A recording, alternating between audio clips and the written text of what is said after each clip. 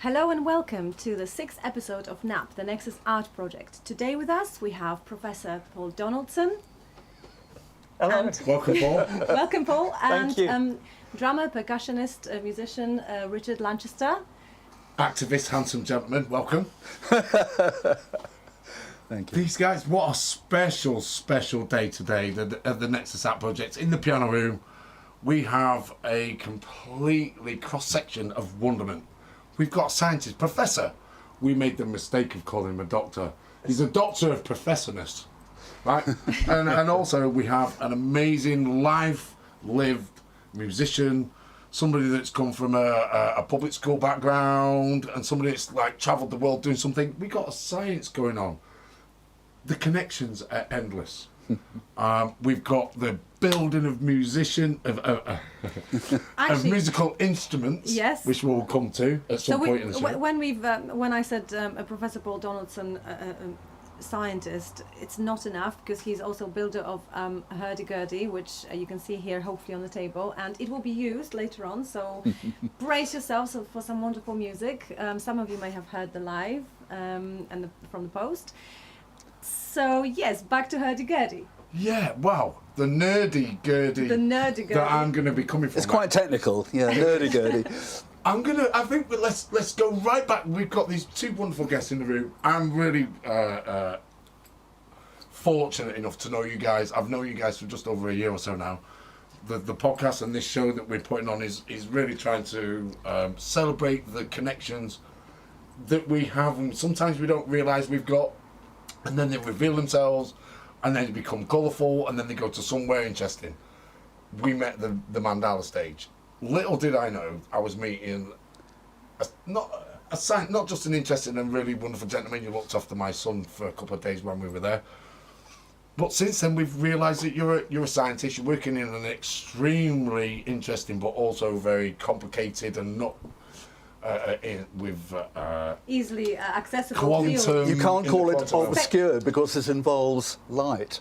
Absolutely, Right. Yeah. But it's called spectroscopy. Spectroscopy. When you're working in quantum, you're working with quantum physics, quantum mechanics. You're working in this amazingly. It's now becoming something that's a bit more commonplace in the conversations, right? With the connotations to lots of things in present day. Conspiracy theories and everything else. We'll come back to some of these, right? But you're pretty, I would say, diverse scientist, because you studied biology, you studied a bit of biology, chemistry, I did a master's in physics. chemical biology. So chemistry's always sort of been at the molecular world, but I've done chemical physics master and chemical biology. I've done a bit of atomic physics as a PhD student. A bit. Yeah, A bit. a couple of years. Like you do. That must have been plain sailing. It was difficult. It was making these ultra cold gas clouds, like the coldest objects in the universe. So my group was in the Guinness Book of World Records. Oh, wow. It wasn't quite right, but they make these really cold quantum gas clouds that we take pictures of. But I'm not in that area anymore. But the work that you're focusing on now, which is within the realms of science called spectroscopy. Spectroscopy. What does it involve? What is it about? I'm merely into space rock, and he's been to the coldest places in the entire universe. Exactly. Here's another Nexus. Experimenting. Well, rather than going straight into that, I mean, I think that there's such a height in where you've reached as a scientist and then as a professor where you've got to. I think the thing that we mustn't get all wrapped up in and go into the rabbit hole with is, how did you get there? I mean, I've known you as a musician. You're working with some of the lighting on the stage. You're interacting and doing things with the sound on the stage. And yet we then learn that you're this extremely all these lives well-read. within one person. Yes. Yeah, and so, I mean, the thing on this show, we really like to try and delve into the where it began. And there has to have been a moment that you decided. Whether it be, the science took you somewhere, but you're an artist and you're a musician.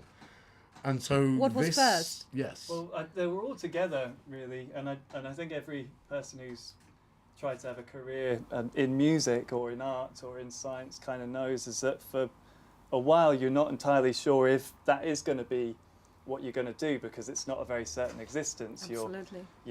You might not have enough money, you might have fixed term contracts, and then when they're finishing, there's no more work. So being a scientist, you can't, I'm pretty comfortable now in the fact that I know that I'm probably going to be doing science professionally until my marbles fall out. But music is very certain. You just know you're going to have a hard time. And your marbles will fall out, right? So Eventually. I'd say that there were points probably in my early 30s where I wasn't sure if I was able to continue.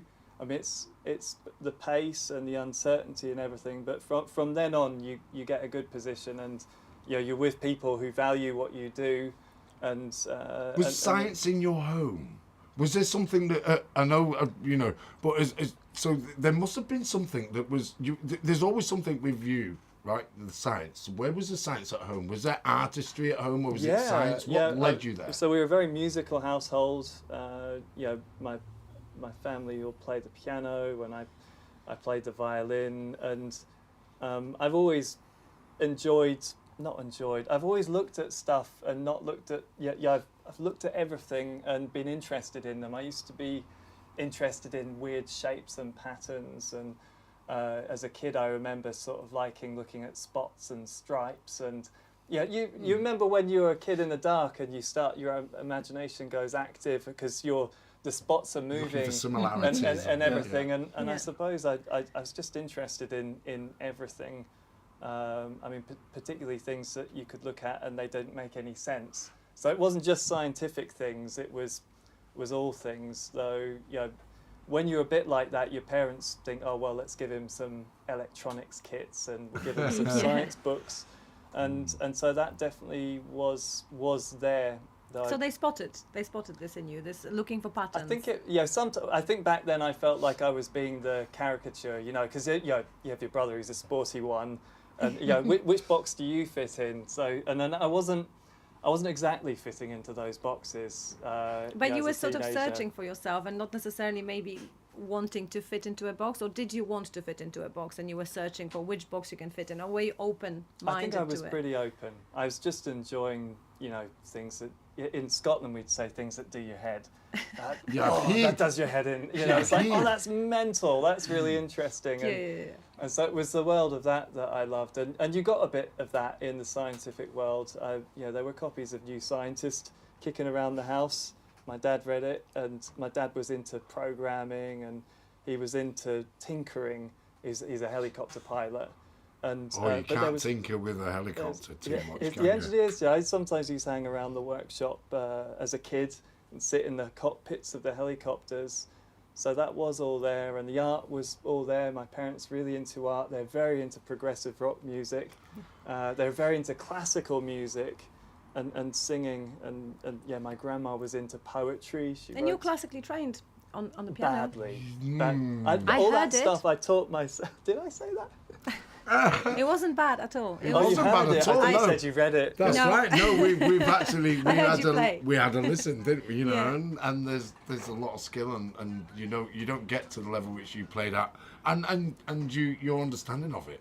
And it's interesting because you're talking about finding patterns, looking for patterns, and from what I've understood and read about spectroscopy and your work, and from the YouTube video also, of you being and creating those spectrum maps, right? Yeah.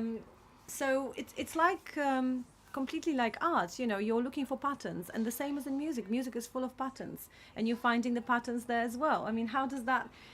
You've got the right and the left part of the brain working at the same time. It must be supporting each other somehow. Yeah, I guess it's you don't look too carefully under the bonnet, otherwise it all disappears. Right. Talking about the patterns and working with these realms. I mean, you're working with these patterns every day, aren't you? I mean, I was just thinking about what you said, that there are certain points when you're playing very improvisational music, when you get into the zone, you really are in a pattern which you're not controlling, and you have to let it happen. If you start thinking it out, your mind is quite slow relative to the level of communication of ideas that can happen in live music.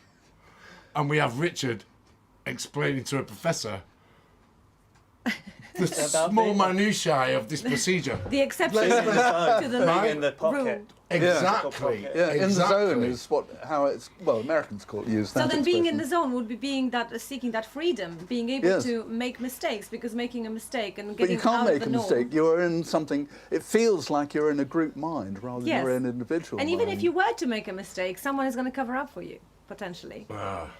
But your hands play things you don't even know how to play. That's true. It's a very strange experience to be in the zone that deep.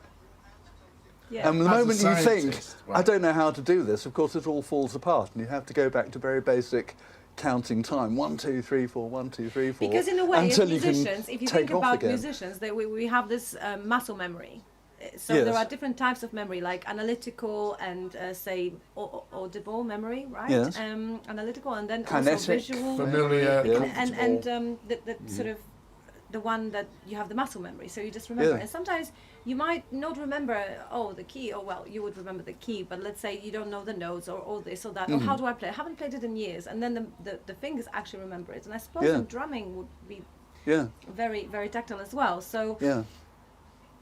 We have to come back. I'm going to rewind us a little. I'm going to. We could get very deeply into that. I then, know, Harold. right? This is the thing with these two I think wonderful guests. that We all can four of us can easily go get on a down different- yeah. deep. If I could make one comment about what you guys are talking about, because you're very, very good. It's like, we don't think about walking, I'm going to make a mistake when I go out for a walk. You're going to have a walk and have a lovely Left time. foot and right hand You forward. just go for it. And that's, when, as good musicians Yeah. who know how to walk and roam can that be world, instinctive. being in that zone, you get stuff done, You don't you? apply the same processes as a scientist in many respects, which, talking about, coming back to the beginning, look, it's hard to imagine a young lad being born in Scotland, moving to Australia, coming back to Scotland as a teenager that's lived in Australia. You're like tanned, beautiful looking,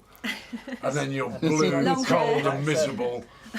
Right, and then you find science. I mean, why wouldn't you? You're not going to do surfing, and then, or not much, and then, and so we come to you, right, Richard? I mean, such a different path.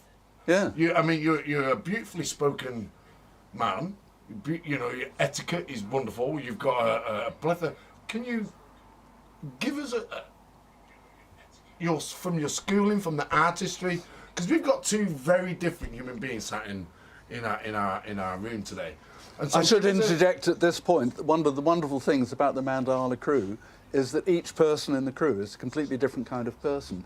We're not remotely like a clique of people who all think and talk and try and act all Absolutely. the same like a clique. Absolutely. We're all this wonderful and very strange diversity. Very organic. It's like what Yeah. the stage needs, Yeah. and the people who are involved in it all are passionate about it, and that's the strength of it. I would go so And the far to say magical. that if I meet a amount of people just like me, I don't trust them. No, that's right. Heaven Can we? forbid we wouldn't get on.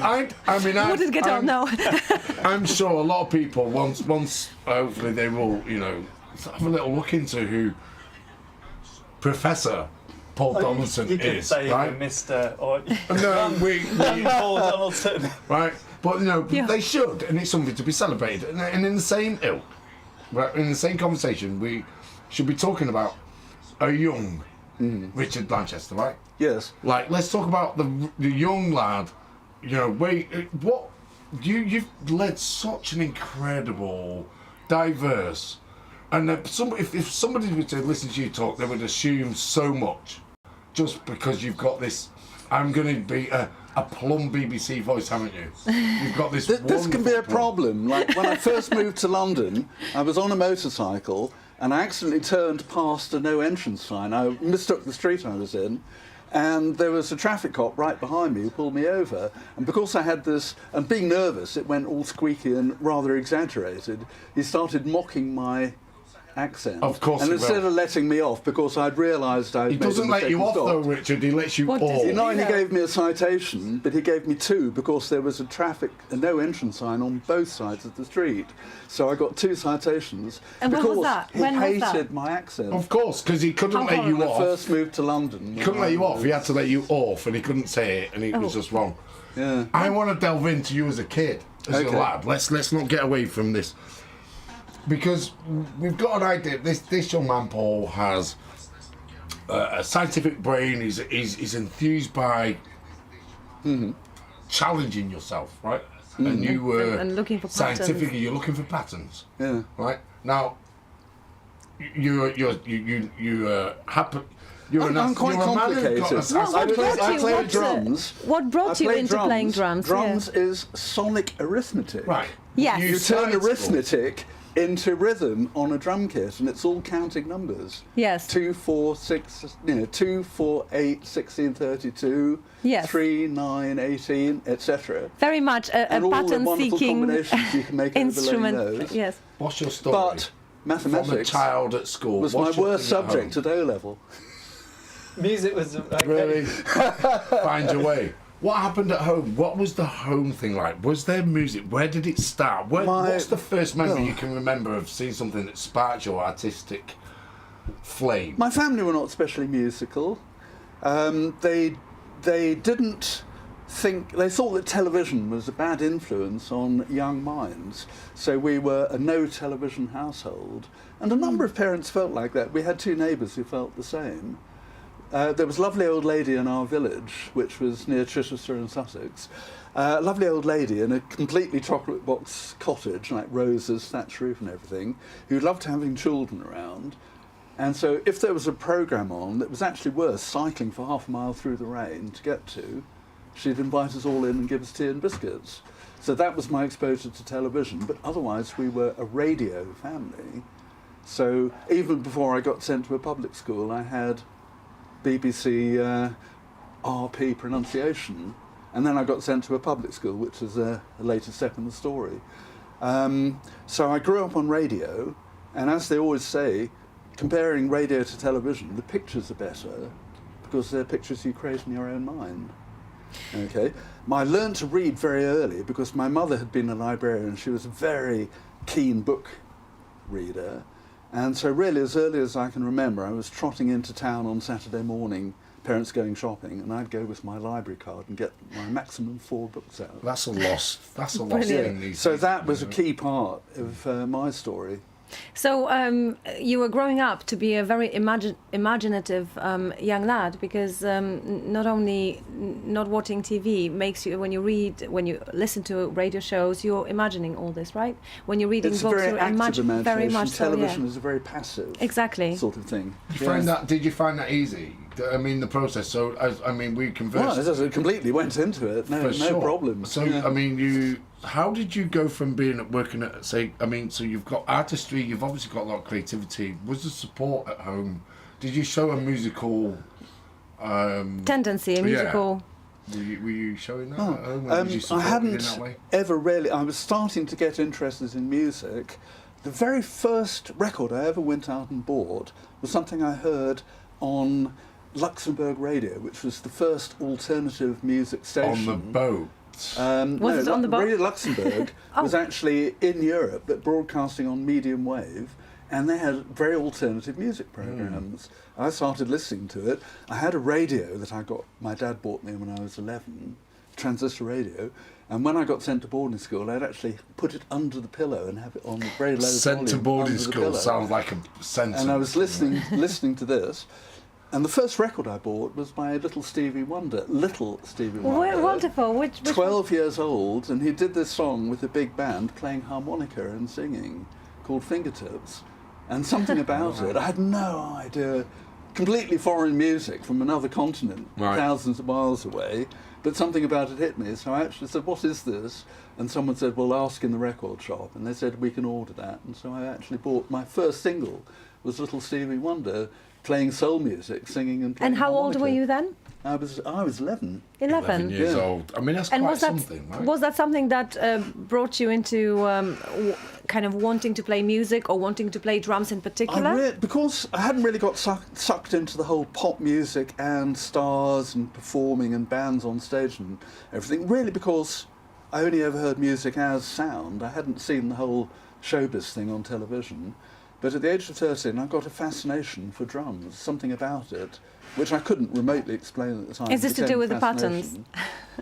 I must have been recognising something like that. And who was that? So you're saying your musical awakening was Stevie Wonder on Yes. the harmonica, and then And, the drum. Who's not and gonna be early awakened by soul that, right? music, and then there was more and more on radio at the time.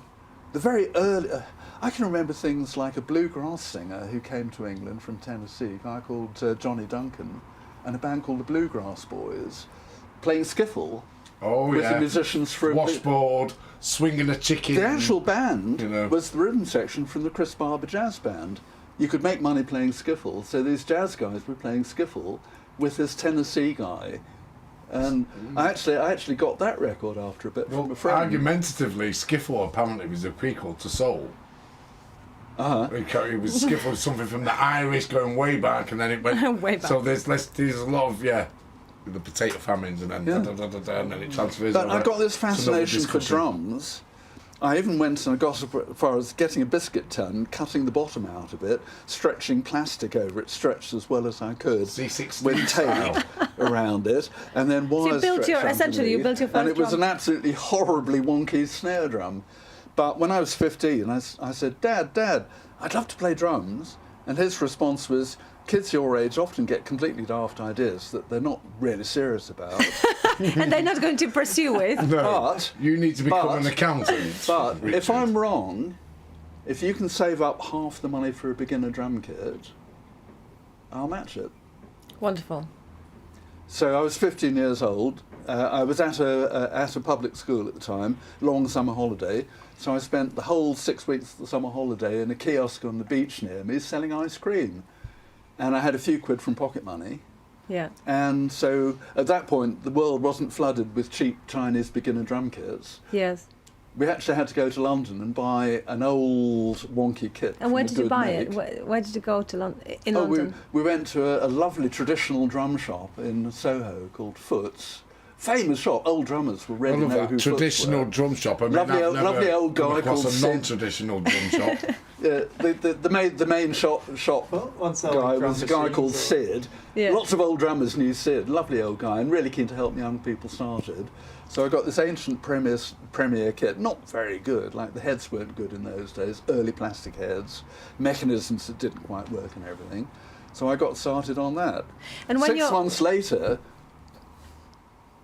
I was going, I'm not getting my feet in time with my hands, because you've got to coordinate all four Oh, you need a limbs. dance choreographer, Richard. And I was going, oh, this is impossible. I'm never going to get this together. I'm going to give up. And I went, I wasted a whole summer holiday to get this. I better keep going. Yeah, swim And three-quarters of the after way a year across and a the channel, half, right? I was Yeah. thinking, this is all very well, but if I played guitar or a keyboard, like a piano, I could go out and do my own solo thing. yeah, and as a But I'm drummer, playing you- drums, it's an Yeah, accompanying you can't instrument. go out and What's be that a called? solo I've got to drummer, find Richard. people to Pick play up with. an instrument, and after a year or two, you get to that watershed where it's not as interesting, Yeah. and it's getting difficult to make. The because at progress. first it's Yeah. almost like you have all the adrenaline in your system to learn because you've wanted it for so long, right? So the first year or two, you're going to just probably ride on this. And of course, if you put time in every day, I teach, so I see this happen. Certain personality and behavioural characteristics are really good. If you can really geek out on something, if you can have a nerdy side to your mind, if you can really geek out onto it, that gets Well, something you tells through. me you can. focus on it for a lot longer. Sensible, ordinary kids go, God, this is too bloody hard. I've got You're a better things lazy to Yeah, do." dreamer. yeah. Far If too you look, much if you look time. in classified ads, half of all the beginner drum kits on sale go, I bought this for my son because he was really keen.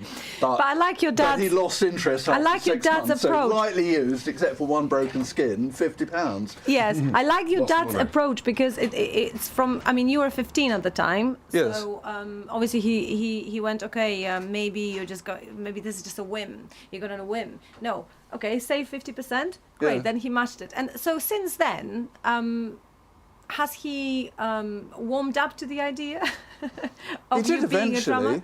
eventually. For various reasons, I had an extremely difficult adolescence and early adult years, which is a whole story in it This myself. was you breaking out into the mainstream, getting out there. I mean, Asperger's, right? Was this something that was that diagnosed? is a diagnosis and a concept Right. which did not exist in the 1960s. But this is something that you realised, that you went on your own journey, right? I didn't realise at all. I hadn't the faintest idea why my life was so difficult. No idea at all. And you no found guidance or coping information mechanisms, from right? outside. You found coping mechanisms, right? What did you do? I did. The thing Hitchhiking was is... a thing, wasn't it? That you went and... The thing is, nowadays, the idea that music has all sorts of both physical and mental therapeutic characteristics. It's a common idea. It's getting a lot of research at very high levels, the neurology of playing music, the mental and physical health aspects of it. Yeah. And it's a commonplace thing now. Even my little local university in Chichester in Sussex has had a whole thing which started with sports medicine looking into the physical thing, like comparisons with playing drums and athletics. But one of the lecturers there was a guy who had a background in music therapy and community music activities, and so he gradually steered it in a way which many other universities were going. It's quite commonplace thinking. Lots of people are doing this now. Yeah. And music therapy is a career path now. This was completely unknown when I was you, but somehow something pushed me to do something which probably saved my life. Music. And it Play took music. you in a direction where you ended When up... I was 20 years old, 20 to 21 years old, 3 people I knew committed suicide, like youth suicides. And I was thinking, surely by any objective valuation, trying to look at myself, I'm more screwed up than they were. Why am I still alive? And then, why am I alive? I mean, this is going back to this, from the music from a young childhood. So you got steered towards, look, music was a saviour, right? It ended up becoming something that you recognised followed it the as path. No, I didn't recognise it. I was dead ignorant as a kid. But you were doing it I because lived you in my really... own world. I was really badly connected, but something guided me But somehow there. throughout all this, the music was the common denominator. Somehow music was the one where you came back and you felt... And it as a more person, and well, sort of- Asperger's is a term that's not used. But people like to say high-functioning autism, autistic spectrum, ASD, and overlaps with ADHD, various combinations of things. My GP, when I was 20 years old, went on a course to identify anxiety and depression as presented in general practice. And he went on this course, came back and said, I think I see that in this young member of a family who come to my practice. We say it's genetic, So he said, I'd like your son, told my parents, I'd like your son to come in. My parents were aware that I was having a terribly difficult time. They didn't know what on earth was going on. How But he old were actually you then arranged for me to go to the hospital which had actually given him this GP training course, identifying anxiety and depression as it presents in general practice. So I spent 10 months actually at a mental hospital, part of the NHS system, the Castle Hospital in Richmond, which had a speciality. When It was was like this, a large-scale Richard? When was version. this? How old This were was you? When was this? 1968. I was 20 years old. Okay, so you're a young chap and you were And just it was observed that I had problems with acute depression, anxiety states, and my academic performance at school had gone down drastically. And these were all the things. My school, eventually, a new headmaster with a modern perspective on things, realised that this was a boy having problems. But previously, no one knew what the problem was. And even in those days, so we're talking 1968, where we knew less than what we know now in research in psychology. Whole concepts didn't exist. Exactly, the whole concept didn't exist. So you were looking at the time for why the life seemed to be difficult. And then we've got a gentleman sat on the other side who's working in a place where really there's a link. And the link is trying to find these connections with... So you're looking for the fine art in the sound. You're becoming much more scientific in the world around you. And you're mixing and moving around, trying to find your way in the world. Asperger's, so you're finding patterns. You're looking for patterns. As far as We're I'm all aware, essentially leading different paths. You mentioned before that Paul, you lived in Scotland, you then moved to Australia. then you moved back to Scotland, and all that actually happened in the first 20 years of your life, or even less, right? Yeah. How did that affect you when we talk about mental health? As a 20-something, right? How old were you when you came back to the UK? 14. 14, yeah, so that kind of delicate so age. It is a delicate age, and when I'm talking with parents of kids that age now, and some of them have made some kind of move somewhere and uprooted the kids, you see that the parents are having trouble with that. It's not an easy period for a kid who's sort of finding their identity. So it wasn't a very happy couple of years. It was 3 years. I went to university when I was 17, so I left school early.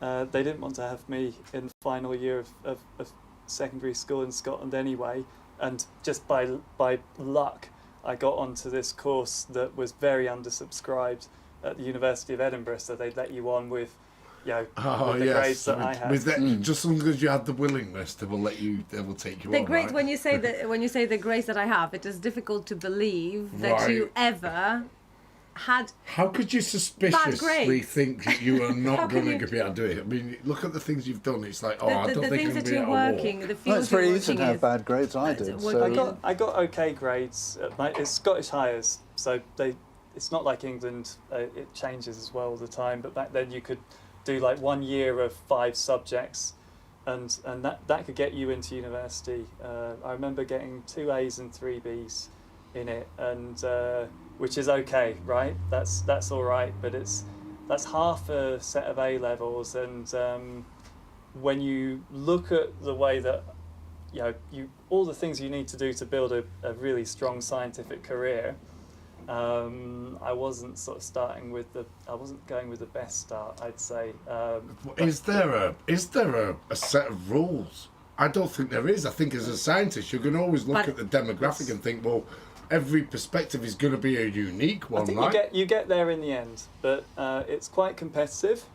It becomes extremely competitive once you get your PhD and you're looking to try and get a permanent position somewhere.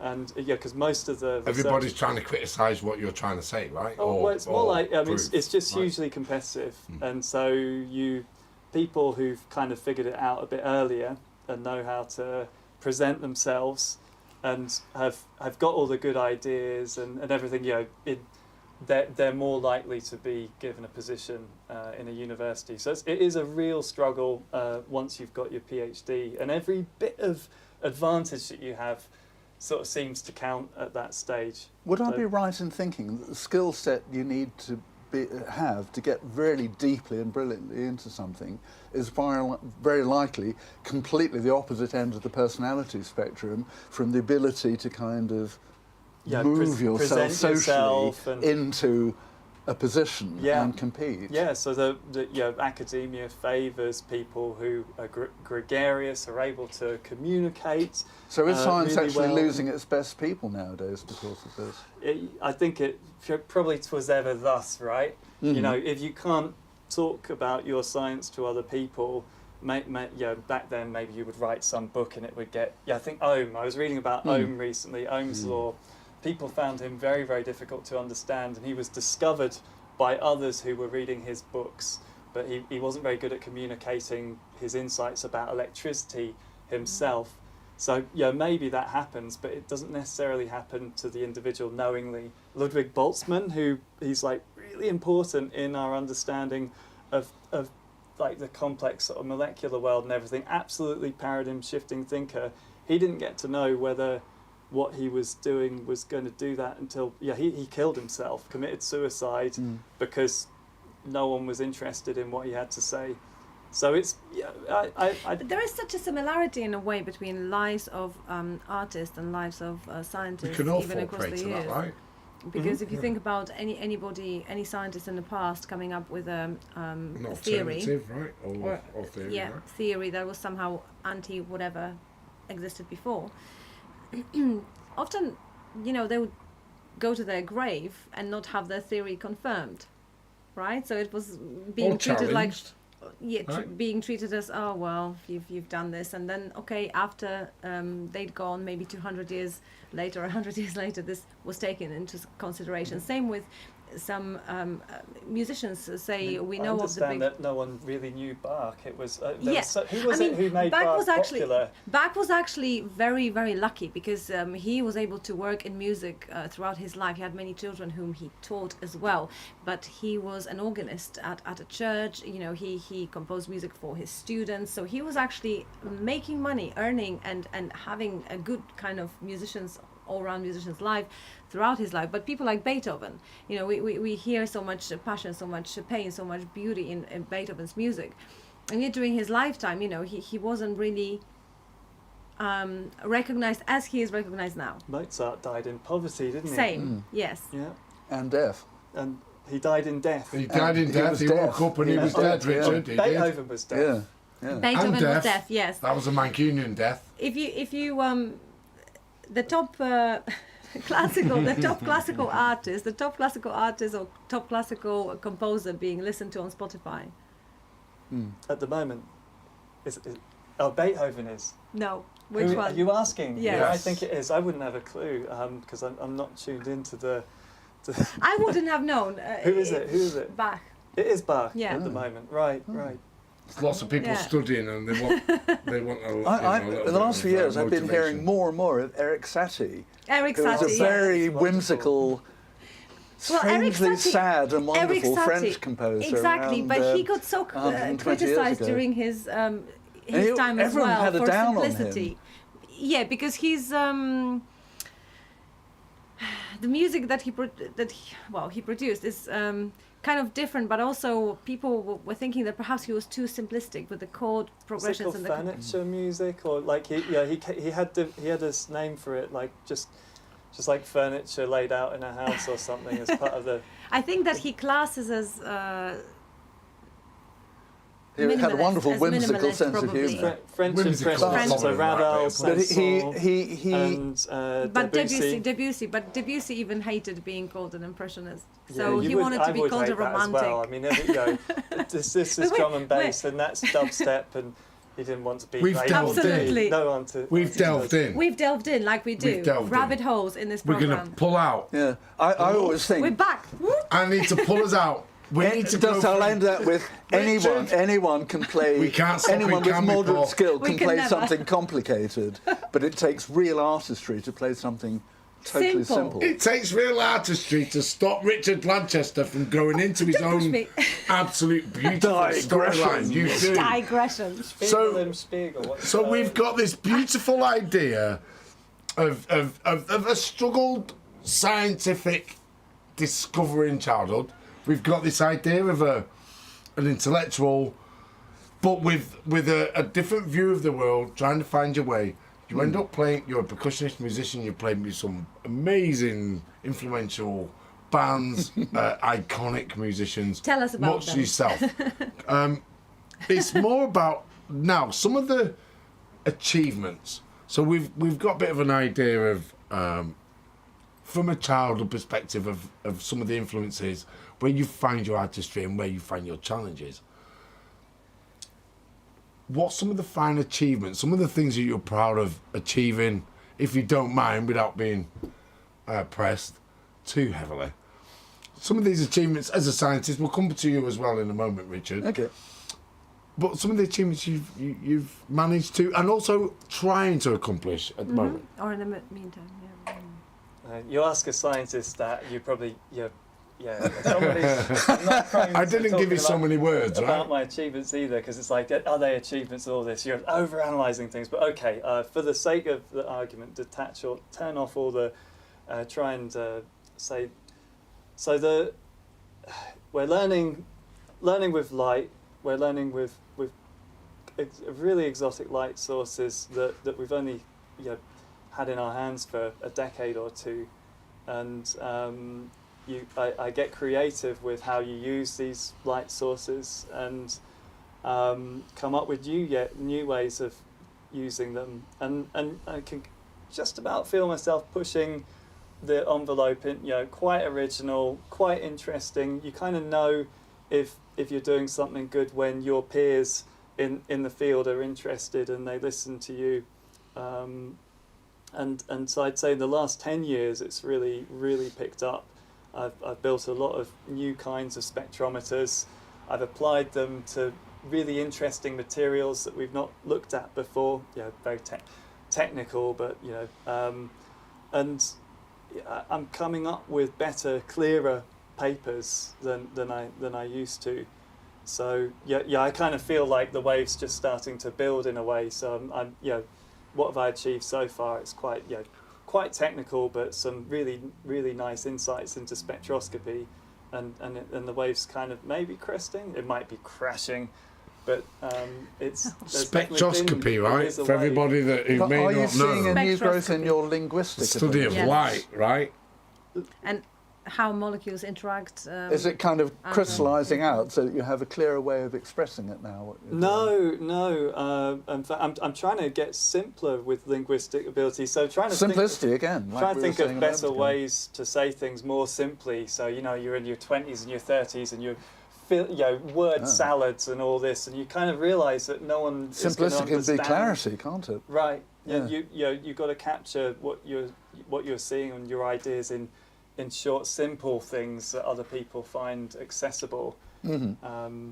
So I'm very much about that. I'm about trying to make it simple rather than more complex. Trying not to show off with abstract, crazy. Well, it's stuff. very difficult for you to show off because a lot of the ways that your science and the way you explain it it's so complex, and you have to really be into that whole side of things. We've had the pleasure Yes. this week of delving in, and we've learned so much, and we're relating it to the music, and we're relating it to art. Absolutely. And this Yeah. is something we found. It was A daunting. little bit flabbergasted, because I would say Flabbergasted too. I was looking. We were looking at spectroscopy and trying to understand coherent, Dimensional. spectroscopy. Right? Yes, and it Take some sounds shrooms, you'll be all right. it sounds pretty wild, and I'm sure there are people out there who do understand what spectroscopy is. But I mean, for me, I just wanted to find out. So I sent you this question, and could you explain in simple terms? And you really did, which proves that you really know your topic very, very well. You can break it down to break a it down. South Yeah. Manchester Council Estate Northerner So like we me. I sent you a thing back in, but you go, I got it. I was you've been- well pleased with that. Because he's been reading that how to teach quantum physics to a dog. To a dog. Woof, woof. How to teach, and Chase the actually cat. I was teaching the children on holiday in Albania in the Yes, summer. you were. And I was learning about how the relationship with waveform and everything else. But anyway, I'm down with it. back to all this very, very complicated matter of Let's pin it over to spectroscopy. Richard. I remember it is, but before I wanted to say that the video that we posted today, and it was from your YouTube channel, and this was to do with spectroscopy, and you were showing how. First, we saw a lot of clips where you sit at your computer desk and you draw a map, and then you go back to a lab and you do stuff there. Go back to, and basically the idea was lab, drawing board, lab, drawing board. So is this how this work is? It seems very meticulous, very. It's part of it. That sort of set of videos. I did want to show people what that's a experiment that is. So that's a phase where you're in the lab and you're measuring, and then at the night you're looking at the data. So that is. So that's part of it. improvisation, and And there are other phases where you're not doing that, or you're just writing, or you're going to meetings, you're presenting your work, or you're just in discussions with other people.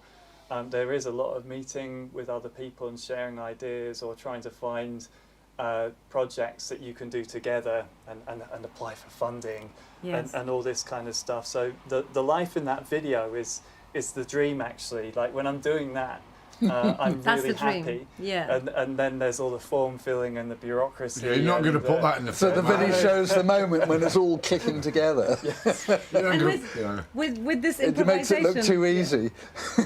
Yeah, true. you know, with this, it reminded me a little bit of improvisation when you said, "Oh, this is what I'm doing in the video." Actually, I enjoy it, and you kind of play a little bit, and then you go and.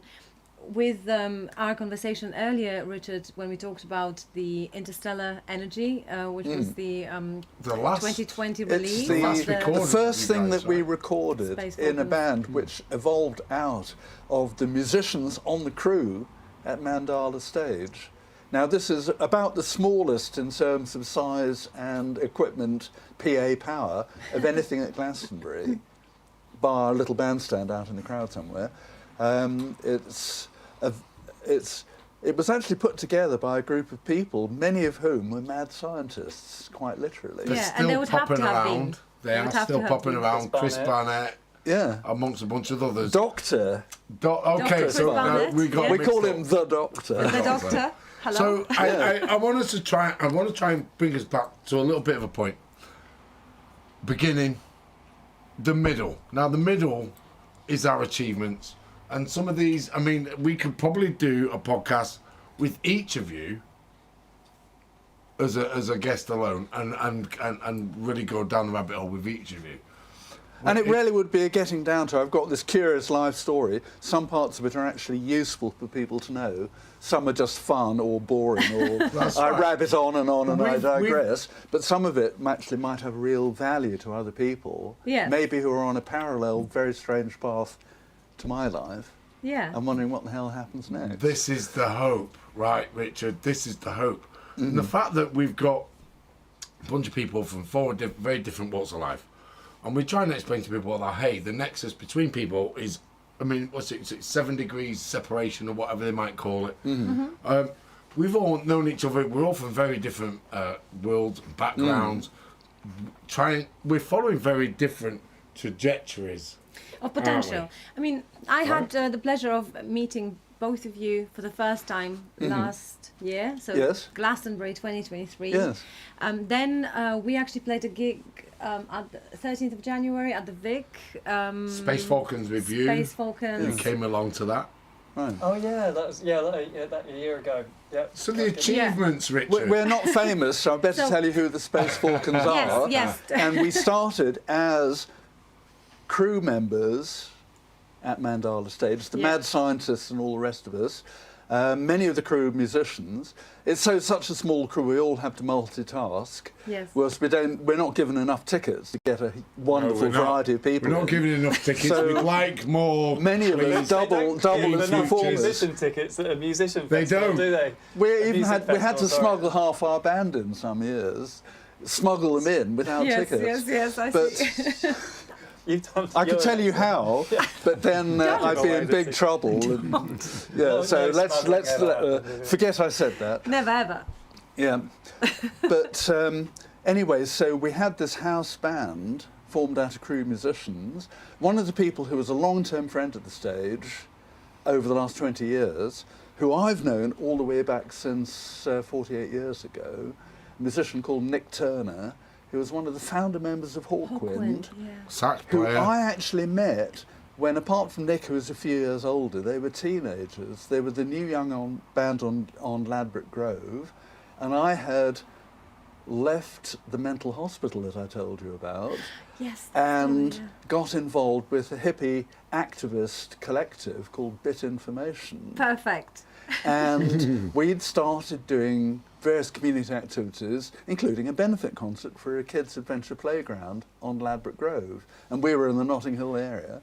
And so we put the word out. We built a rudimentary stage out of scrap wood and stuff and a tarpaulin on scaffolding poles overhead. And we got someone to lend us a PA. And PAs were like 4x12 column speakers and a kind of 100-watt valve amp in those days. And we asked local bands to come and play. And this bunch of teenagers, apart from the older saxophone player, turned up, and they were called Hawkwind. And they'd only been going for a week or two. It was one of their first ever gigs. Wow. So that's when I first met Nick Turner. They were really Amazing instrumental, story. really, Yeah. with the whole festival thing that we actually really quite take for granted in the UK. And then, I mean, worldwide, right? I mean, festivals of this ilk, they didn't exist.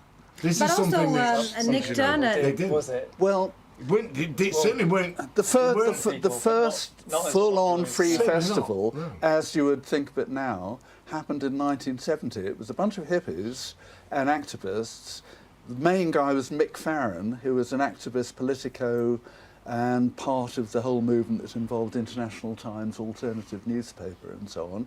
They had this idea that they could get rich by putting on a commercial festival. Except they were novices, they got it all wrong. A month before the event they said, we've screwed up so badly there's no money, we're going to carry on as best we can. Come and play, take part in it, do whatever you were going to do, but there's no money. And so all the bands said, yes, we'll come and do it. It was the early festival circuit bands. There was Pink Fairies, Social Deviants, and Hawkwind, Edgar Broughton Band. But they had as headliner, they had MC5 from Chicago. MC5, yeah. I mean, this goes and a back whole lot so of other bands. The whole event was complete chaos. We went there with an idea that we were going to get involved in festivals doing a kind of welfare thing, which we actually got together gradually. But the whole event was so chaotic, the only people who knew what on earth they were doing were the roadies and bands. So the stage ran really well. Everything else was complete shambles. It was really funny. It was just outside Worthing, 1970, July 1970, and it was called Fun City. I have a poster somewhere, 1970, and it was the Isle of Wight.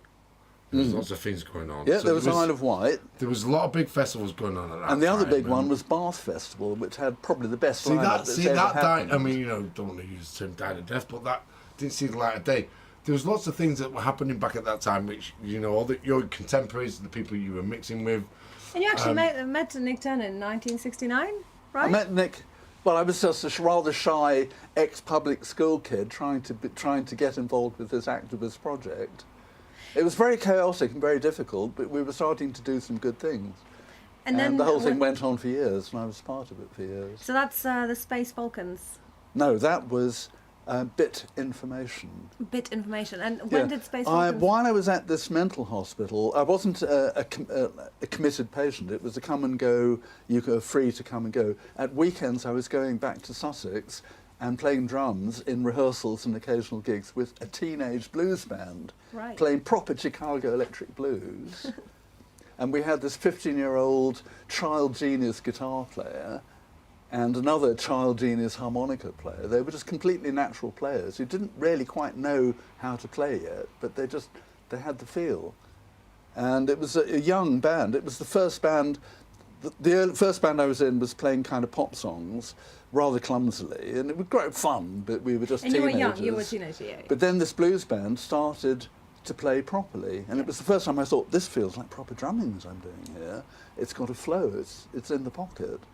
So that was a further And in spite of the fact motivation. of having a guitarist who'd only played electric guitar for 6 months, we started doing 1 or 2 gigs at a jazz club in Brighton as a blues band, and adult experienced blues enthusiasts were saying, this kid is good. Our guitarist was really brilliant. Yeah. And it all went on till people went to college, people moved to London and so on. That was the end of the band. But it was the first point when I started thinking, I'm actually playing drums here, and this feels like music. So that was a further motivation And for that you was to 4 years. go into... That was 4 or 5 years into playing, and I'd been really oafish and clumsy actually in my playing up to that point. So how did you start working with the Space Falcons? Well, go several decades on. This is about 17 years ago. I'd lived abroad for 18 years. I'd come back. All my friends had moved Where did again. you live? This could be a very long story. Just It's a total rabbit hole. Okay. I went backpacking, a lot of it mountain trekking, for 2 years, and it was India, Nepal, a whole winter in the mountains of North Pakistan, staying in remote tribal areas and villages. This is what can happen. This if is you're what we need. Standing looking at the paw prints of snow leopards in Chitral Valley on the northwest frontier I mean, in the Hindu Kush Mountains. You can come to the Mandala stage and see Richard performing, playing drums. With all of this in the way that he plays the drum is because all these experiences are all coming through. Yeah. Paul, you've known this gentleman for a number of years, right? I think you sort of come back from California and I come back after the end of that travel, so 12 years in California, and all my friends people move on average in this country every 4 years now. That's the statistic. 34 Because years. of work, like getting thrown out of a flat, having to move, find a new job over and over again. So my experience of meeting you at the Mandala stage was I'd been doing it for a few years, and I didn't know who this gentleman was. Yeah. But you kind of knew the whole scene, and at Glastonbury you often, your first few years you don't know who knows who or what the hell's going on. So I remember that year It you. was fantastic. I knew it and didn't know it because I'd come back. No, I'm talking about what I didn't know. Yes, I couldn't find any of my friends. Everyone had moved. And then someone said, "Oh, your old friend Tara, who I'd known since 1975, Right. we lived on the same street, she's running the steward crew at Glastonbury in the Green Did you Fields come as area." a steward? So she that said, year? "Richard, your old friends you can't find, a whole bunch of them are at Glastonbury, still doing the same kind of thing. Join my crew. I've got some vacancies. Do your shifts, and then He's you'll the meet man your to old friends." get into if you want to So get in. that's how I met the whole circle Right. of people around Small World Festival, Small World Stage. And then I walked across the field 100 yards away, and there was this embroidered Indian tent, and there was this guy who played synthesizers who I knew called Rory. I said, "Oh, hi, come and meet all my friends." So I met all the mad scientists who I was telling you about. I met Nick May, who I lived in the same town as me. Well, Nick May but performed because at the Chichester last had such a Glastonbury, poor didn't he? social and musical scene, we had to go 110 miles away to meet each other. And I ended up within a band with him for years. And the members of that band got drawn into Mandala Stage. And what was the band called? Called Whimwise, Whimwise. Nick That's May. how Will came Will- as a Wimwise That's player. right. Matt, Okay. We Well performed with fused, him. right? We performed with Nick you performed May, with him, yeah. and really unusual stuff. Highly arranged music. It was like a classical prog rock orchestra. It was a little bit like watching Beethoven trying to end one Yeah. of his songs, though. I'm not going to lie. So what I'm going to do, I'm going to use this opportunity because It is an I saw a Beethoven moment and I thought, do you know what? We're never going to be able to Da-da-da-da. bring this down to a thing. We've danced and we've dug as little and as far as we could with a little bit of it into your childhood, right? How you got into the artistry and what brought you to be a musician. I know we've gone into many little A roads, B roads even. Sea roads. However, Are there sea roads? the achievements, Scenic Green road. Lane. The Scenic achievements- route. Yeah, We've right. done some mountain tracks. we have. We haven't covered the single tracks on mountain bikes, but that's another story. Oh my God! Would you wait until we're on we're doing Langlauf, ladies and gentlemen? However, now we've done a Let little alone off the start. tracks altogether and up to the knees on mountain bogs. There's no Okay. stopping this guy. So we've done a little bit of a beginning. We've got a bit of a beginning because you're a scientist. There's no beginning, there's no end. Schrodinger has told us that. Absolutely. Whether we win or we're No out. beginning, no end. Richard, you've just told us a wonderful thing. Anybody But it paying was about the attention? Space Falcons. Anybody paying attention? We have a gentleman who's public schoolboy with Asperger's who's ended up becoming an amazing activist, musician. You've been on tours around the world with various people. We won't go into it because we won't be able Not to stop quite you. right, not tours Right. around the world, You've toured But around tours. certain areas around the world. tours far away.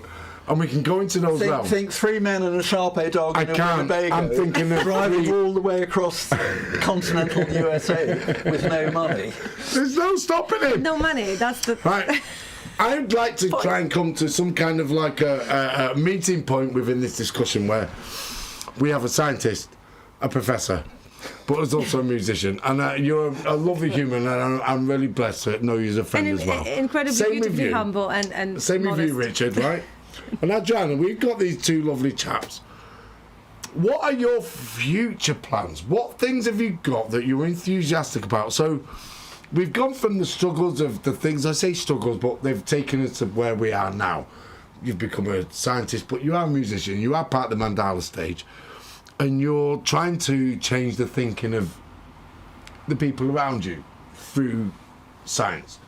You've gone through public school, you've struggled with your path, and you found a path. Yeah. You found a comfortable community, which actually involves the likes of Paul and myself and Adriana. and a lot of other very interesting people, which we'll hope to try and have in on the podcast. The key in the future. thing is that all of us are completely different personalities Right. with completely different backgrounds. This seems to be the strength in what we're doing. That's the puzzle. Absolutely. And what I'd like to Complete. try and culminate the conversation with is what kind of projects and where are we going to be heading? We know that the Mandala stage is taking a big turn. It's really it's growing. Evolving. But as musicians, the beginning, the middle, and the end, we know where you've come from. We know some of the achievements and the things that we're proud to have been a part of. You've been a custodian of the festival, the free thinking, theatre, and everything else. What are the future plans? Where can we see ourselves going with the Mandala, with future Richard? How can we entice future young thinkers into this musical world, the musical realm, the creative realm, The scientific realm.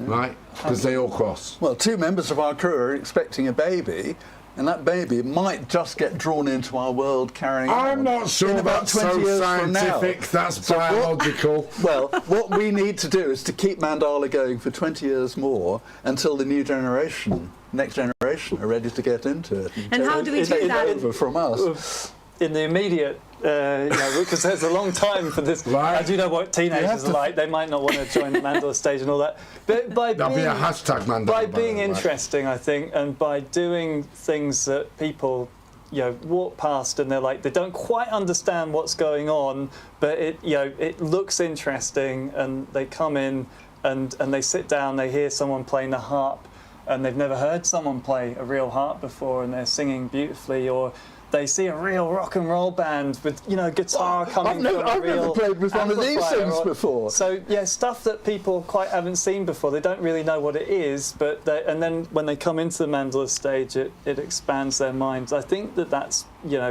a good future.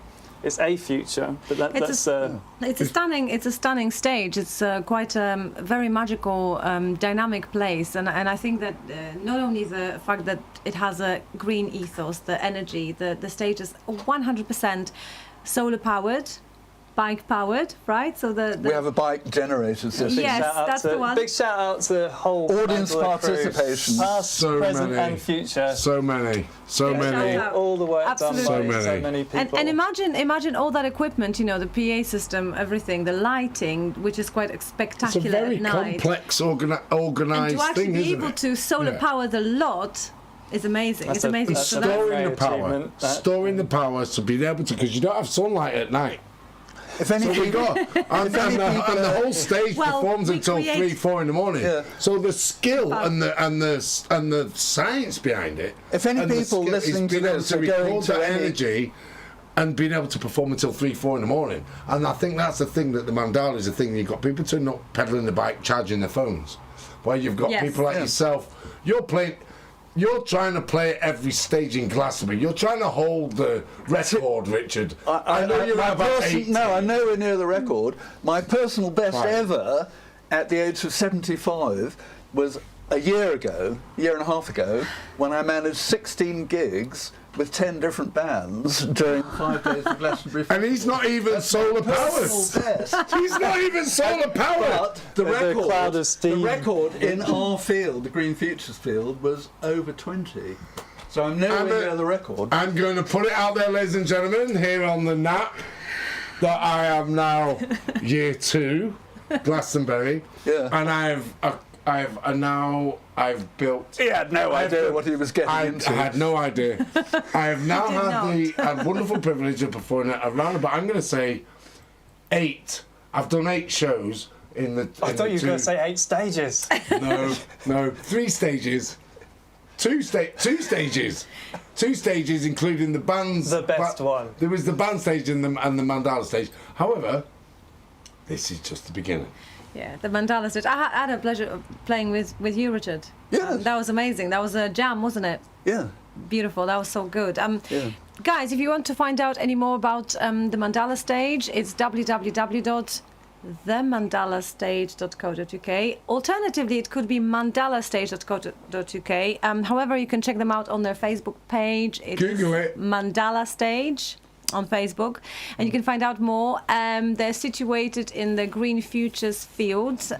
It's a beautiful place, actually. If you are in cool. Glastonbury in 2024, just do come over. Beautifully lit. And this is lit. It's so lit. lit. It's got a fantastic, beautiful kind of patterns of. What are the patterns? It's an The Indian lighting. wedding tent. Yes, Yeah, it so is. it has mandala designs on each panel, and the sunlight shines through, and all the colour is there. And the daytime performances have this really nice kind of feel acoustic, and it's like the wind in your face. Wind as in you your play face, on the exactly. stage, The whole and thing is you- an amateur operation. We do it entirely at our own expense and trouble. The field only have funding to actually rent the embroidered tent and the actual stage platform structure. We have to bring everything in at our own expense. But what we put so in we is dubbed the whole thing out of love, Yeah. partly to demonstrate you can do all of this with solar and And the- bicycle yeah. generator power, Yes. and partly that you can create almost everything at Glastonbury is bands who've been rehearsing and polishing their act, and they do this super professional shows. We start every day Right. with We two don't know what we're hours of completely know what we're doing unstructured every day. mayhem Yes. with the house band. Yeah. And it's the old Wimlight that's the crew as the only- core, isn't that the and a only- number of Nick other Turner. musicians. And put my hands up here. And we invite guests in. Nick Turner, until he got too sick to play and then died, Yes. was the centre of it. He had friends from his 6 years of playing. He had friends all over the festival. They come in as guests, and the house band And nowadays, would do this amazing hour and a half to 2 hour long So since his psychedelic passing, jam. since Nick's passing, you always have them honouring him with the daily jam, right? Yes, On the Mandala we're stage. carrying and on that's the tradition. Yeah. And really, it's down to Nick and Hawkwind. They were the first band to do ever an unstructured, completely free-form thing. And it's at the only thing that festivals. still remains at Glastonbury. And the thing is as well, I mean, I suppose we're revering Glastonbury Festival. This is, I mean, between the four of us sat at this Yeah. table, we've all got How this can we connection not? now, right? Yeah.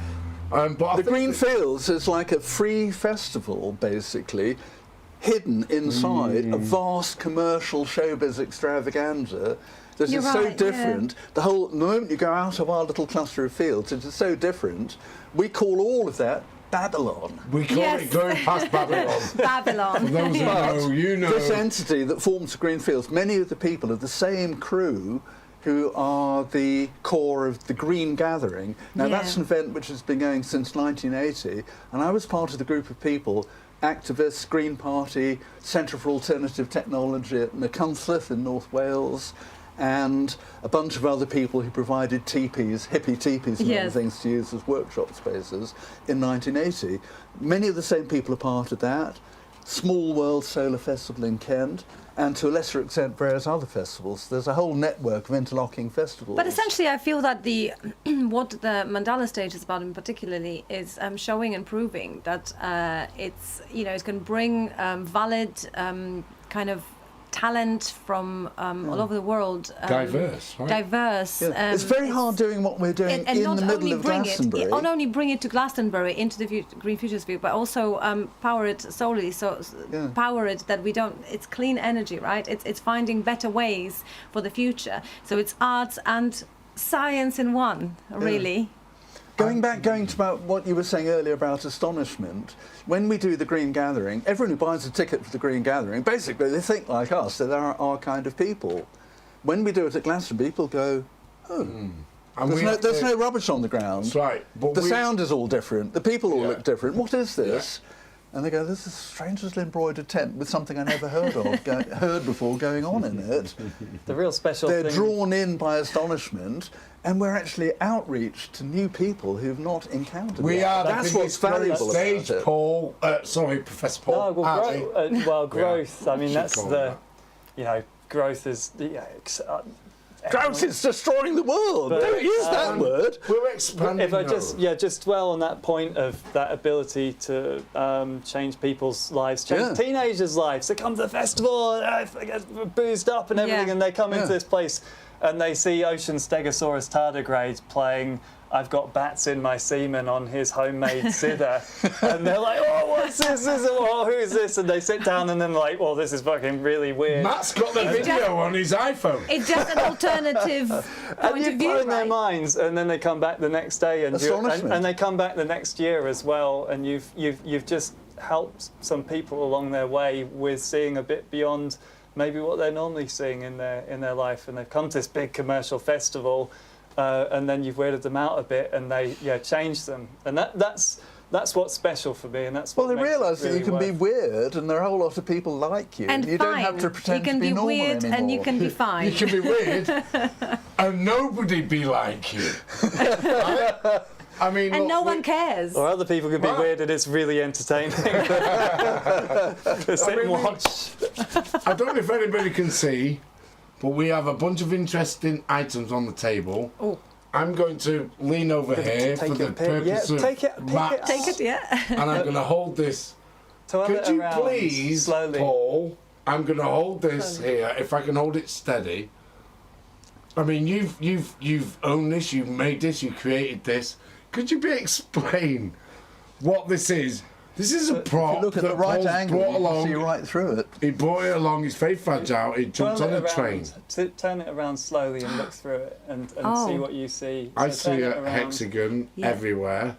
If you just sort of turn it around. So I made There are this hexagon, yeah. when in my last year of university. I just finished like a big round of exams, and I went into a workshop and I drilled all the holes at the right angles and cut all these little bits of steel and assembled this. It means a lot to me because it's one of the first things that I made that I think is beautiful and perfect. It was not easy to make it, but it was very interesting to make it.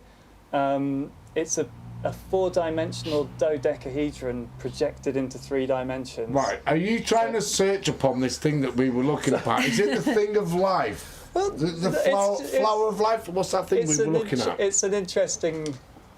No, it's an interesting object that you can look at and contemplate, and also you said you wanted to sort of talk about what the various stages of our development, and I think once I was able to make something like this, that's a big change for me. I build a hurdy-gurdy or I build a really complicated laser system. This was, towards the end Hexagon of... within a hexagon But within a they're five- hexagon they're within a hexagon within a hexagon. But they're 5 sides. So it's a... Oh, If you take a 3-dimensional 1, 2, object 3, like 4, this 5. cup, and you make a shadow of it, Each one is a three-dimensional you've turned version it from of it. 3D to 2D. A shadow's a 2D thing, right? So Yeah. if I twirl, my shadow changes. Yeah. That's a 4-dimensional dodecahedron that's being shadowed into 3 dimensions at a particular angle. So if you were able to turn the 4-dimensional dodecahedron in the 4 dimensions, that object would do crazy changes. So that's just a particular Right. shadow of a 4-dimensional I'm always seeing a object. hexagon. But- Yeah, does that make sense? At one angle it's it a chaos, at hexagon? another It's a can 5 you have side these thing. channels that you can see straight through it. Yeah, if you twirl it round, Fabulous. it's got so many different symmetries that as you Yeah. twirl it round, Yeah. you I have get no snapshots idea of how that has got anything to do with what we've been talking about. Well- However, pure we joy. will find Pure it. joy. We'll find it. What did you have as a toy when you were a kid? I had I would have broke that up with a I had hammer. Meccano. No, you. I had Meccano. My 11-year-old great niece has Lego, but they're strictly 3-dimensional. He was a whole dimension ahead of the rest of I us. know, multi-dimensional. Is there anything like this available as a children's toy now? And if not, Yes. why not? Well, it's called. What's that game they play online now? Hypercubes you can sometimes find out about because a hypercube's a 4-dimensional cube, and you can watch on a computer it turning around. So you turn it around and see the shadow change, and it looks like some funny kind of cross, and then it sort of turns into something more cube-like.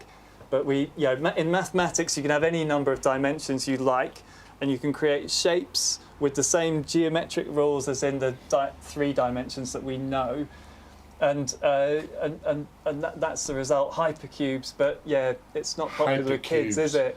It all sounds fantastical. Can So I? would you say that in a way our perception of all the science that is out there, or our perception of reality, is like a photograph, flattened of what the reality is? Because you're talking about That's this shade. It's a metaphor, shadow. yeah. It's- For Well, the mind has to Depending on- simplify complicated stuff, doesn't it? To Hang on a handle minute. it. That's an oxymoron statement. At which point, I'm going to trip myself up. However, before I trip myself Not trip yourself out. right, I know, right? So I think we've bad trips here. So we've done the beginning, we've done the middle-ish. There is no end. There is no end. Right?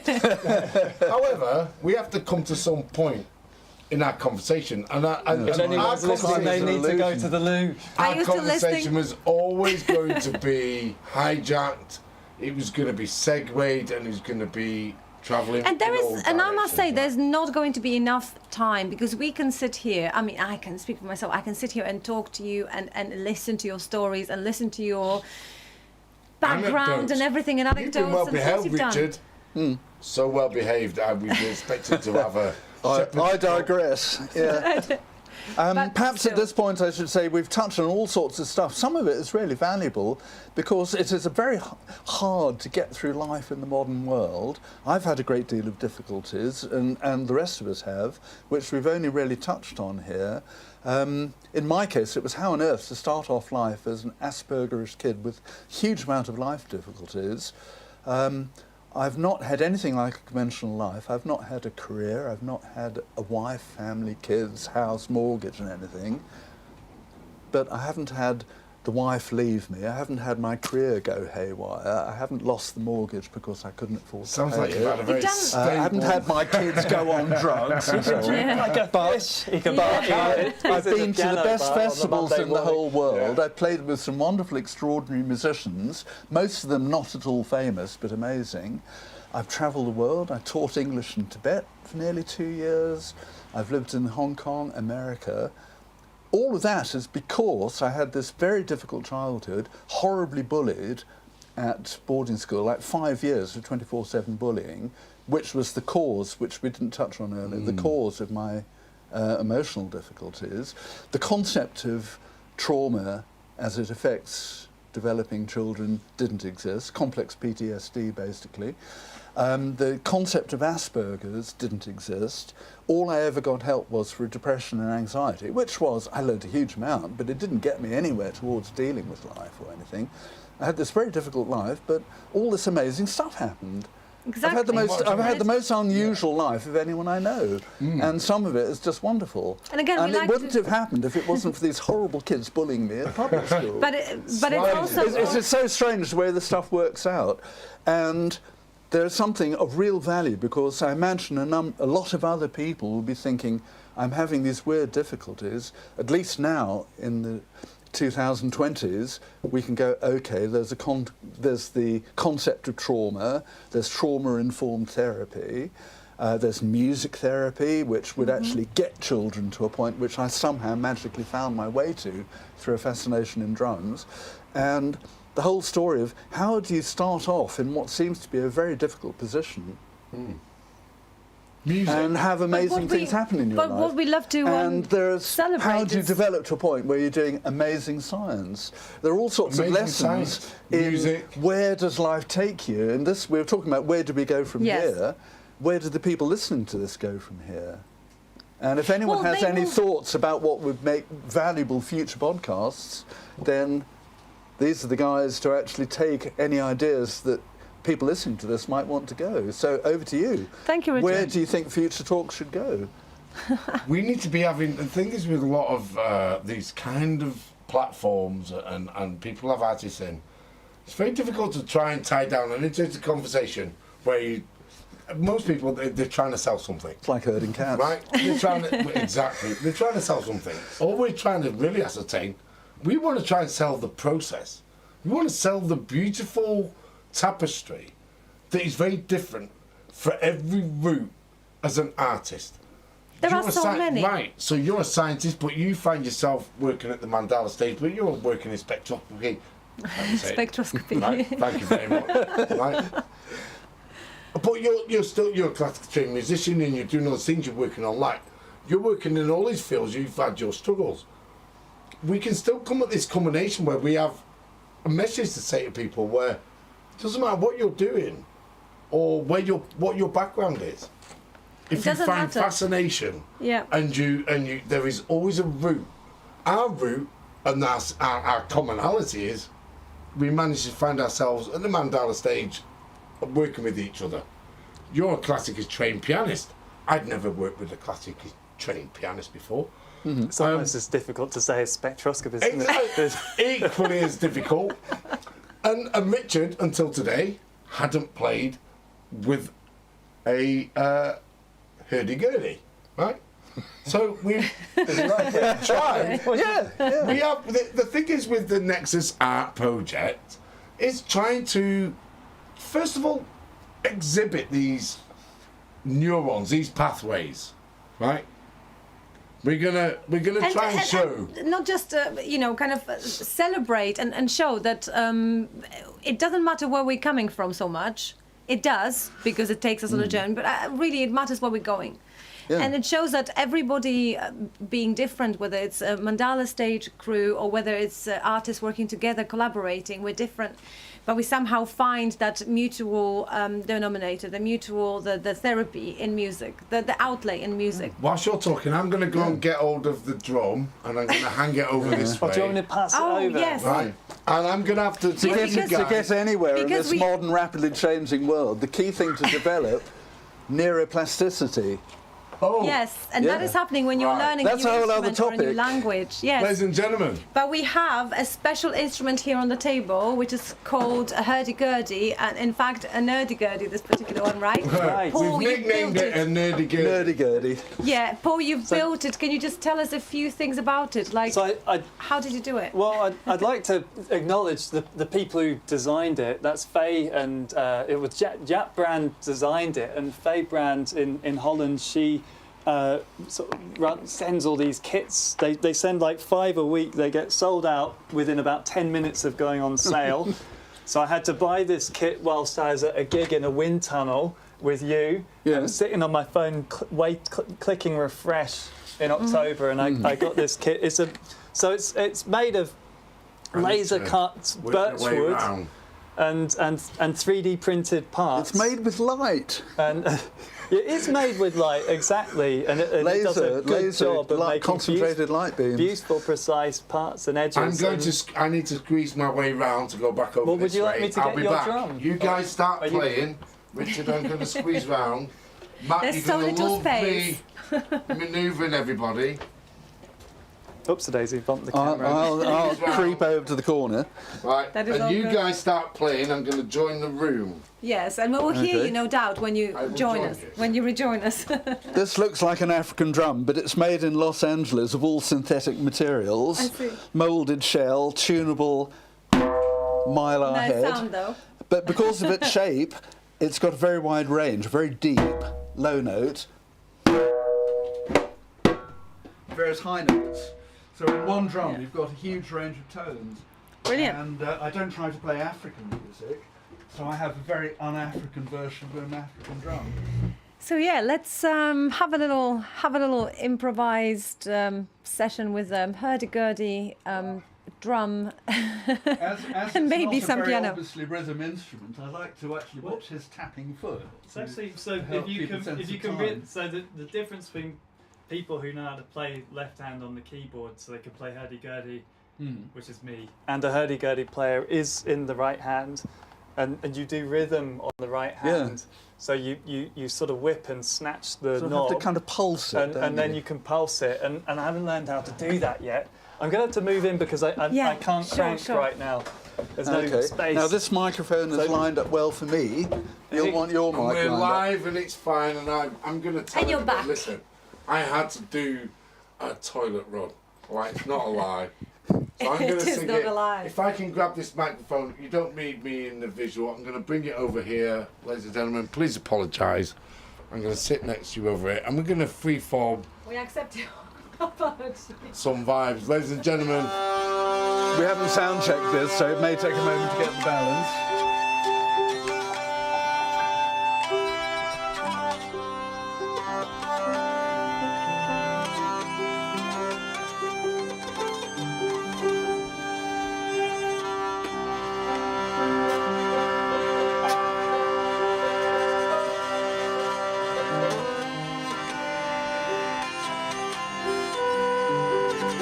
Tell me when to come in then.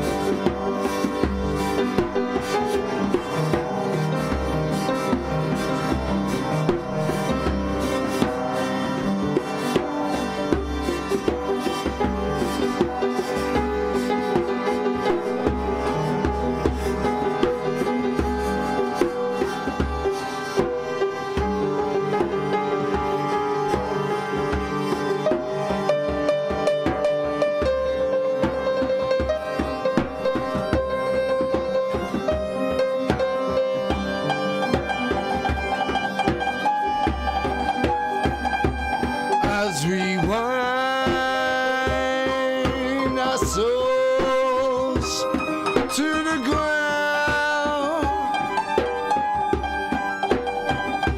as we find our lives unwind. We've told tales of our past, and we fail to learn, but we'll ask.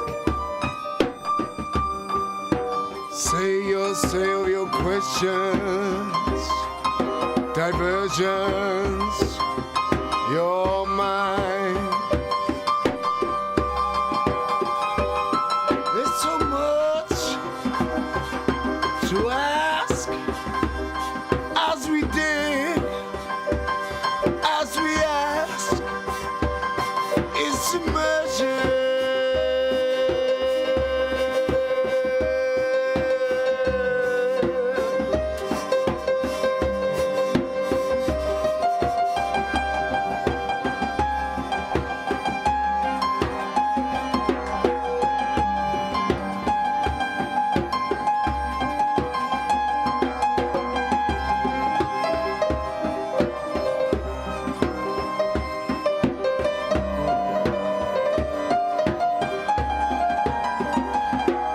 Start as a child, it's tried to unwind. The science is bold, we try but we are blind. A public schoolboy tried to learn, but his brain's wired different, he has to turn. But we come to the same place as the stage, and our minds is all aflame.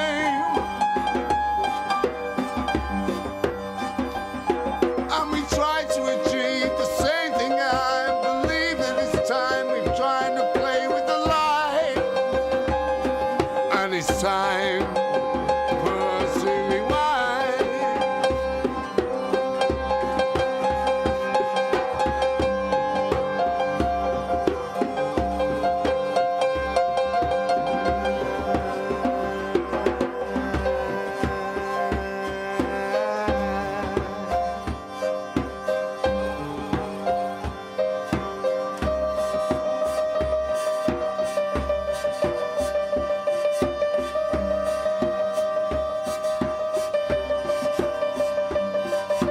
Who knows where we're going to, where we have been, or where we are going to try to win. This is a Nexus Arts project, bringing ourselves to a ad hoc conclusion with two very diverse guests, very diverse interests. We hope you've enjoyed the show. We hope you've enjoyed the chat with two very interesting chaps.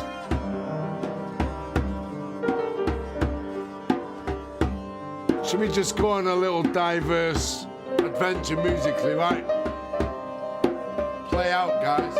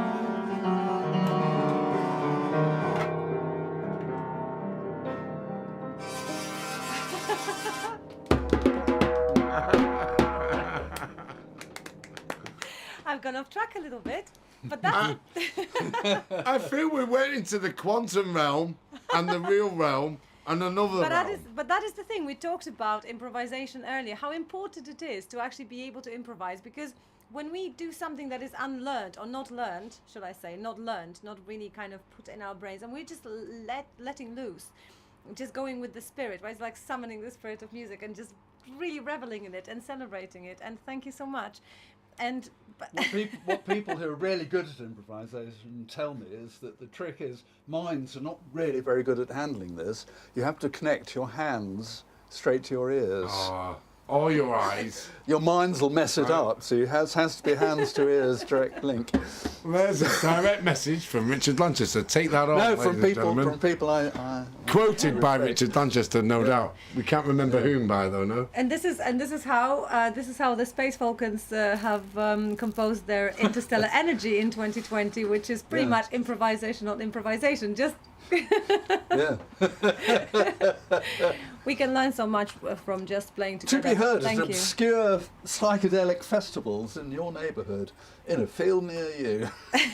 If not, well, we might actually. It's quite near. So tomorrow, this has been an absolute hoot. I mean, You've who got knows one where tomorrow, we don't were? you? Who knows where we were Just going to getting go? warmed up. Yeah.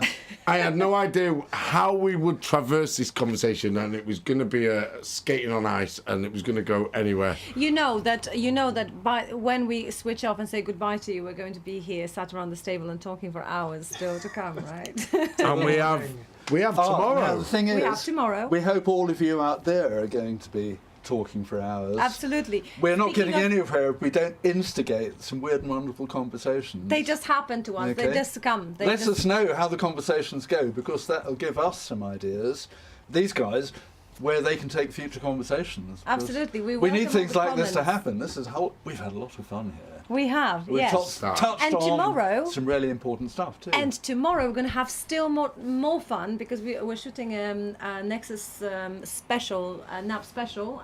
Timmy's Bar, Yep, Timmy's Bar tomorrow from Old about Town, 5 Swindon, from 5-ish. ish. 5-ish. You know what it's like. We and have Elmar Elmar Rubio Rubio. And Matty One Man. of the One Man Matty. And we may have another guest who may be part of a small collective that we may try to create and form. You never know. There may be something going on. Maybe. Hear it. There might be Tomorrow. a bonus guest. And But it's anyway, also somebody's birthday tomorrow. who's- Oh yes.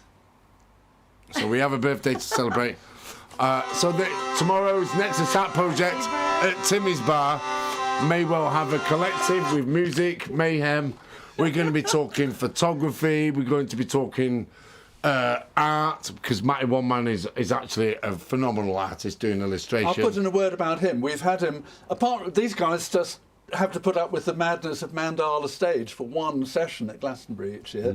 I'm part of a very similar solar-powered stage crew called Soundscape Solar Stage. We do 6, 7, 8, 9 events a year as a travelling power station, solar panel power station, and professional music stage. So I have a whole summer of this madness, which is a lot of hard work, tremendous music, great fun. One of the people who we've had several times over recent years, Matthew Glyn Williams, Yeah. who performs under the name Matthew One Man, and he just uses, his sound source is a simple nylon string guitar, but he has 2 whole banks, not just a pedal board, but he has 2 double banks of pedal board equipment. Yeah, he's got He loopers. wears Yeah. bare Yeah. feet That's what you're talking to playing. tomorrow night. Yes. He Yeah. wears, he he's wears, good. Yeah. he's he's barefoot, really good.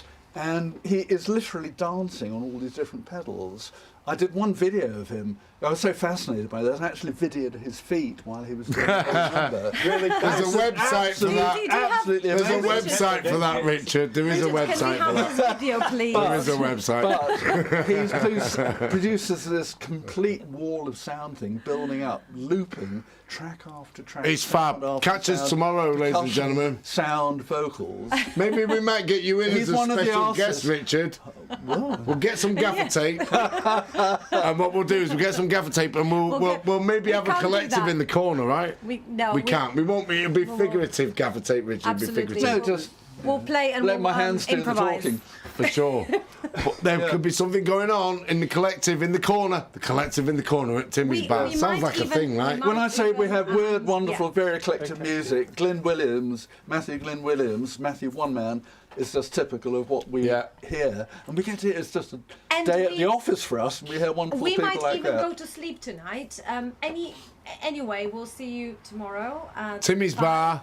It's around about 5, 6 o'clock, 5-ish, 6 o'clock-ish. We will actually be sending posts out Yeah. as we get things set up and we get our guests in. And we We're all hope you geared have up. enjoyed the show today. And we can finish with one long note and all Can our we? instruments. One Go drone. for it. We'll One do another drone. drone. So, Beautiful. Oh, What's this well, this instrument is there, new. Paul? called a it's like a wind hurdy-gurdy. Oh. So it's the same idea. It's got drones Wind as well. So hurdy-gurdy. are we gonna drone out? Drone the out? audience? Have a Yeah. go. Yeah. Okay. Matt's droning out It over was there. wonderful meeting Professor Paul Donaldson and Richard Lanchester. Thank you. And with that note.